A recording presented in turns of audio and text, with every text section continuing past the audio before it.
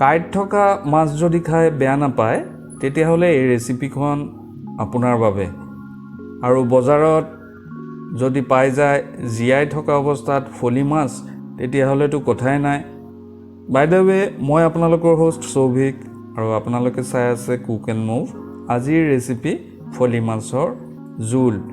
এই জোলখন বনাবৰ কাৰণে ফলি মাছৰ লগত আমি কেইটামান ভেজিটেবলছ লৈ লৈছোঁ তাৰ মাজত 4 পিচ মাছৰ কাৰণে আমি এটা আলু 1/6 হিচাপত কাটি লৈছোঁ আপোনালোকেও 1/6 হিচাপত আলু আৰু বেঙেনাখিনি কাটি ল'ব আমি ইয়াত হাফ পৰ্চন বেঙেনাৰ ইউজ কৰিম সেইটো আমি কিন্তু 1/6 হিচাপত কাটি লৈছোঁ আৰু লগত আমি কেঁচা জলকীয়া দুটা ইউজ কৰিম জ্বলাটো যদি আপোনালোকে বেছি বিচাৰে তেতিয়াহ'লে কেঁচা জলকীয়া আৰু কেইটামান দিব পাৰে আমি জাষ্ট দুটাই ইউজ কৰিছোঁ লগত অলপ ধনিয়া পাত আমি ৰেচিপিটোত ইউজ কৰিম তাৰ কাৰণে আলু আৰু বেঙেনাৰ লগত আমি কেঁচা জলকীয়া আৰু ধনিয়া পাত লৈ লৈছোঁ আৰু যিখিনি মাছ আছিলে সেইখিনি আমি ভালকৈ মেৰিনেট কৰি লৈছোঁ আৰু মেৰিনেশ্যনৰ টাইম 1 ঘণ্টামান দিছোঁ আৰু আপোনালোকেও অলপ মেৰিনেশ্যন টাইম দিব তেতিয়াহ'লে নিমখ আৰু হালধি যিটো আছে সেইটো মাছৰ ভিতৰত সোমাই গ'লে তাৰ টেষ্টটো অলপ ধুনীয়া হ'ব ইয়াত আমি বড়ি ইউজ কৰিছোঁ দালিৰ বড়ি এইটো ৰেডিমেড বড়ি পাই যাব এইখন কিন্তু অপচনেল হয় যদি নাপায় তেতিয়াহ'লে নিদিব কোনো প্ৰব্লেম নাই ইয়াত আমি মছলা যিটো ইউজ কৰিছোঁ সেইটো মছলাৰ ভিতৰত জিৰা আৰু ধনিয়া গুড়ি লগত হালধি আৰু শুকান জলকীয়া আৰু ইয়াত এটা টিপছ আপোনালোকক দি দিছোঁ আপোনালোকে ডাইৰেক্টলি যিটো গুড়ি আছে সেইটো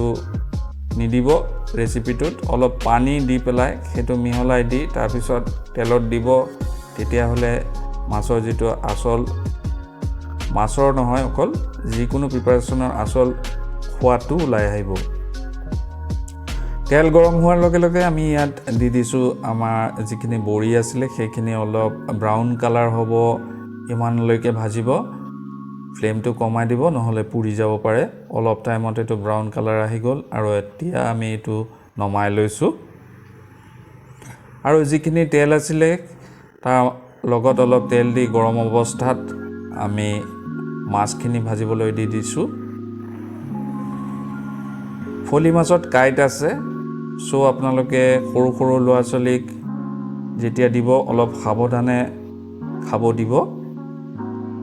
মাছখিনি অলপ ডিপ ফ্ৰাই হোৱাৰ পিছত আমি নমাই ল'ম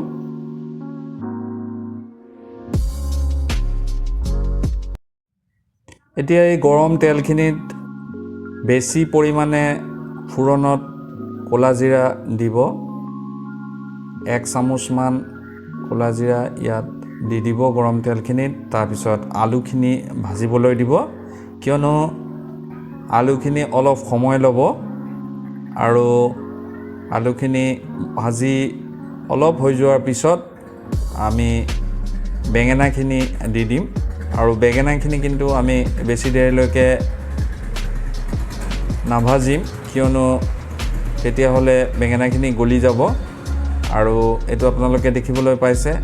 আলু আৰু বেঙেনা ফ্ৰাইটো ৰেডি হৈ গৈছে এতিয়া আমি যিখিনি মছলা আছিলে সেইখিনি মছলা ইয়াত দি দিম আৰু মছলাখিনি কুক হোৱাৰ কাৰণে অলপ সময় দিব লাগিব চ' আমি ইয়াত অলপ পানী এড কৰি দিম আৰু পানীৰ লগত মছলাখিনি এতিয়া কুক হৈ থাকিব আৰু পানীখিনি যেতিয়া শুকাই যাব তেতিয়া মছলাখিনি ৰেডি হৈ যাব এইটো সময়ত আপোনালোকে ইয়াত অলপ নিমখ দি দিব পাৰে দেখিবলৈ পাইছে মছলাখিনি প্ৰিপেয়াৰ হৈ আছে আৰু মছলাখিনি মেইন ইস্যু হয় এই প্ৰিপাৰেশ্যনটোৰ চ' মছলাখিনি ভালকৈ প্ৰিপেয়াৰ কৰিব লাগিব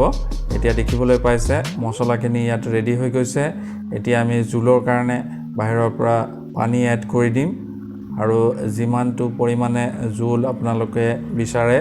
সিমানখিনি পানী আপোনালোকে এড কৰি দিব পাৰে আৰু এড কৰি দিয়াৰ পিছত ইয়াত অলপ দেৰিলৈকে কুক কৰিব দিব লাগিব ইয়াত যেটো আলু আছে সেইটো প্ৰথমত ফ্ৰাই হৈছে এতিয়া আলুখিনি সিজিবৰ কাৰণে অলপ সময় দিব লাগিব সো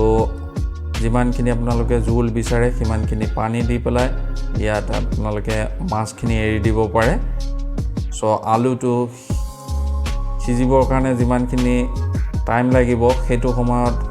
মাছটোও সিজি যাব আৰু যিখিনি মছলা আছে সেইখিনি মছলা মাছৰ ভিতৰত সোমাই যাব আৰু ভাজি যিখিনি আমি কৰি থৈছিলোঁ বড়িখিনি সেই বড়িখিনি আমি ইয়াত দি দিছোঁ এতিয়া অলপ দেৰিলৈকে এইটো আমি কুক কৰিবলৈ দিম আৰু তাৰপিছত আলুখিনি সিজি গ'লে আমি ওপৰৰ পৰা কেঁচা জলকীয়া আৰু অলপ ধনিয়া পাত আমি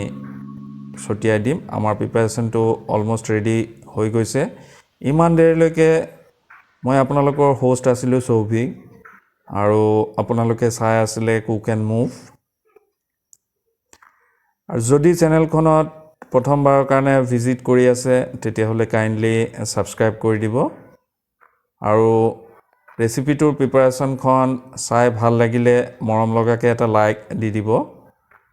আৰু এনেকৈ নতুন এটা ৰেচিপি লৈ পুনৰ লগ পোৱাৰ আশাৰে আজিলৈ ভিডিঅ'খন ইমানতে সামৰিছোঁ আৰু বেলেগ এদিনা নতুন এটা ভিডিঅ' লৈ আকৌ লগ পাম আপোনালোকৰ লগত So thank you so much.